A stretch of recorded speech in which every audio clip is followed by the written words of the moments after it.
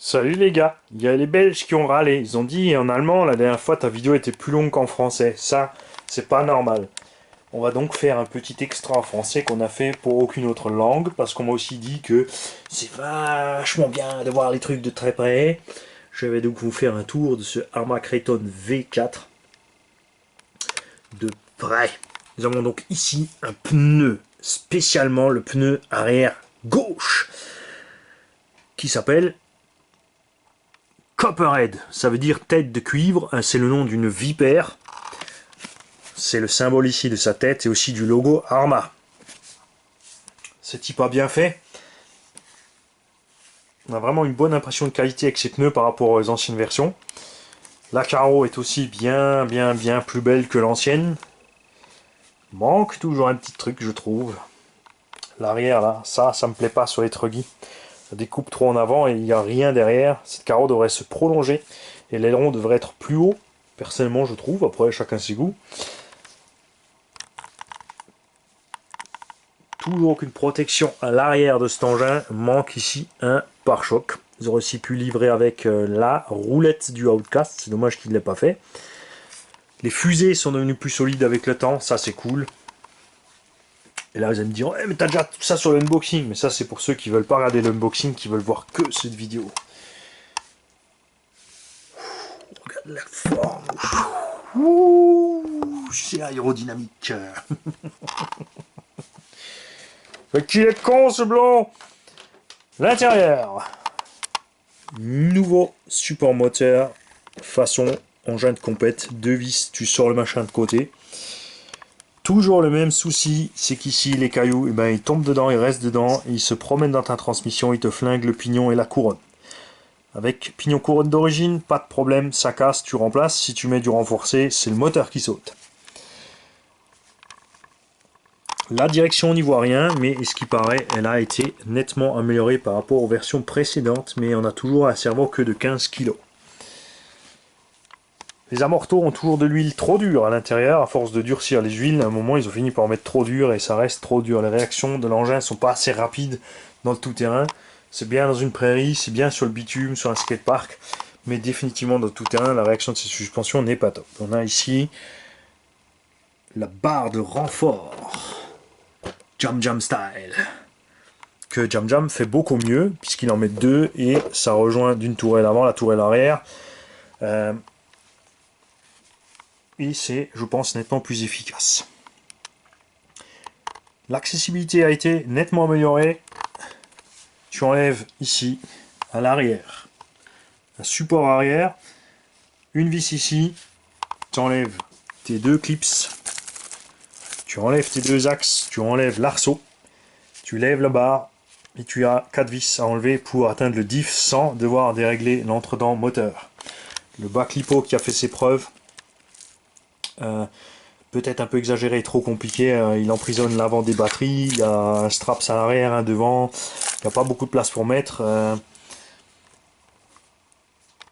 Pour moi, le bac à batterie du Obao Hyperstar et du Forza Flux de chez HP restent les deux meilleurs boîtiers lipo sur le marché. Mais tant que ça fait le taf, c'est pas important. Niveau des vis, de l'acier des cardans, des noix, rien n'a évolué. Ils ont augmenté un peu la qualité de fabrication des diffs. Ils ont deux séries à changer en fait le système Ils ont mis des petites entretoises à l'intérieur pour diminuer le jeu à l'intérieur du diff, pour augmenter la longévité. Je compte donc sur tous les pilotes de Arma et les fans de Arma pour me dire objectivement, les mecs, attention, restez objectifs, arrêtez d'idolâtrer votre truc, pour me dire si effectivement il y a vraiment une grosse différence entre ces diffs V4 qui ont été mieux chimés que les anciens du V3, si effectivement ça tient beaucoup mieux. Moi personnellement j'ai un petit doute étant donné la qualité des matériaux utilisés dans le diff. On aura toujours une usure prononcée entre la noix et le corps du diff, mais au prix de départ de ces Arma, on peut vraiment rien dire, ça reste de la balle totale et absolue. Le Kraton V4 se vend je crois 520-530 €. contre 700 € un Air Evo, et c'est clair que ce machin est plus solide que le Air Evo. Ce que le Air Evo a en plus que le Arrma Kraton n'aura jamais, c'est la liaison au sol.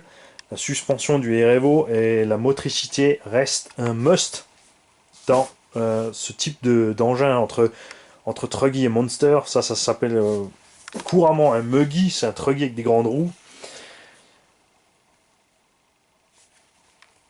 Mais quand on regarde le prix de départ, c'est vraiment des engins. Arrma a pensé à une chose simple, c'est que tu roules ta saison comme en compète. Et quand ton engin est rincé au bout d'un an, tu rachètes la nouvelle version, puisqu'ils font des versions neuves tous les ans ou tous les 2 ans, et tu gardes la vieille, puisque ça reste sur les mêmes bases. Et c'est ce qui est génial, donc tu peux garder tes vieilles pièces pour réparer ton nouveau quand tu as une casse. Et comme ça, tu n'es pas obligé rapidement de commander des pièces, et ainsi de suite, et ainsi de suite. Je trouve cette idée pas mal du tout, puisque le prix reste abordable, et ça permet aux gens qui, comme moi, aimeraient changer régulièrement de véhicule, de se faire plaisir, et de toujours avoir un stock de pièces de rechange assez impressionnant. Et en plus, si vraiment tu roules ton engin qu'en 4S, ou si tu restes en 6S et que tu es raisonné sur tes gaz, parce qu'après l'agriculture raisonnée, il y a encore la RC en 6S raisonné. Quoi? Bah oui. Ouais, ok, j'ai 18S là-haut, et alors, ça fait toujours que 3 x 6. Ok, l'engin n'est pas 3 fois plus lourd, j'avoue. Et revenons à notre mouton Kraton. Donc si tu roules en 6S mais que tu n'es pas débile sur les gaz, parce qu'il y a une différence entre rouler fort et être brutal sur les gaz. Moi je roule fort, mais je sais doser mes gaz, ce qui fait que mes pièces, mes noix de cardan, mes axes de cardan, mes roulements tiennent des plombes. C'est toujours le problème qu'auront évidemment les débutants en 6S, ou ceux qui ne sont pas habitués au 6S, c'est la brutalité avec laquelle le moteur, la vitesse avec laquelle le moteur monte dans ses tours. En 2200 kV en 25 volts, on freeze quand même les 60 000 tours quand les batteries sont pleines, c'est énorme et il y va en un clin d'œil. Donc pensez-y, maîtrisez votre index, apprenez à y aller mollo. Et là, le premier qui me dit que j'ai pas tourné assez autour de la voiture, et ben il n'y aura plus d'autres vidéos. Parce que là c'est bon, ça fait 10 fois que je vous fais le tour. Mais bon, c'est vrai que c'est sympa vu de près comme ça. Hein. Et en plus, t'as vu, on peut jouer au mini-drone. On mettra ça sur le titre de la vidéo. Arrma Kraton filmed with FPV drone. Comment ça, je deviens complètement con? Ok. Vous avez peut-être un peu raison. Trop de café, trop de café, trop de café. Salut les gars.